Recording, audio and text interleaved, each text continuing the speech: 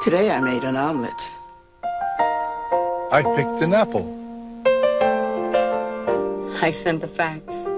This is about chemotherapy and living your life. This is about Procrit. If you're a chemotherapy patient and you feel tired and weak, ask your doctor about Procrit. I played a game. Procrit is a natural way to regain red blood cells lost during chemotherapy. And more red blood cells can mean more strength. I caught a fish. Procrit is safe and effective. In studies, only diarrhea and edema occurred more often with Procrit than placebo. Procrit is for patients with non-myeloid cancers. I went to the store. Call now and learn how Procrit can help you get back the strength you need. Your strength for living.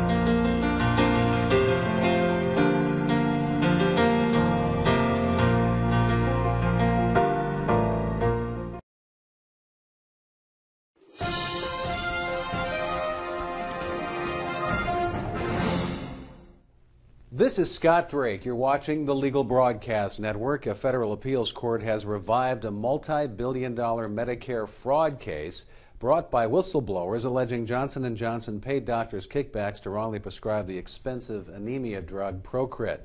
Representing the whistleblowers is my guest, Jan Schlickman, host of Voices of the Law. Jan, welcome back. Great news, I understand.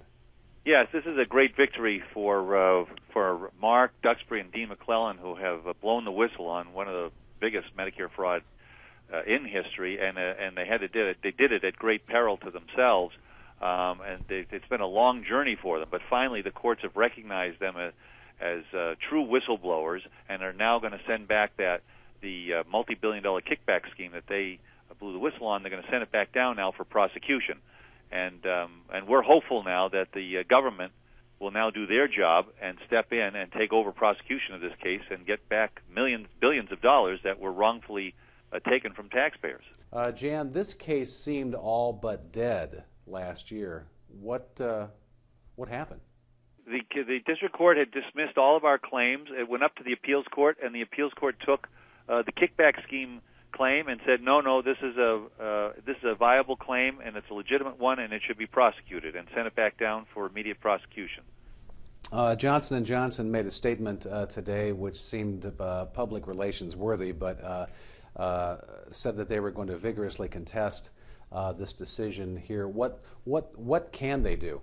They can now, try and defend it and say they didn't engage in the conduct. We think that the documents and the evidence are overwhelming about the full extent of the scheme, and we, of course, will be using the power of the law to get the full, all the evidence and the facts out there. And it's now time for Johnson & Johnson really to come clean about the full extent of their activities. The evidence that we have is really quite compelling, and we believe there's absolutely going to be more evidence, even more compelling, that's going to come out. And so we're really encouraging them that it's time now to them to come clean and to sit down and try and make things right.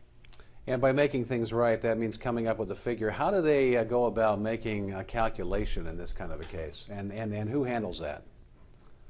It's just based on all the facts and the evidence. It's time for them to sit down. It's time for the government to come in. It's time for them to sit down and figure out the full extent of the wrong, and we'll be able to put a figure on, how much of those Medicare reimbursements were induced by these wrongful or illegal activities. I mean, that's just something we can sit down and do together, or it's something we'll have to do, at war with each other in court.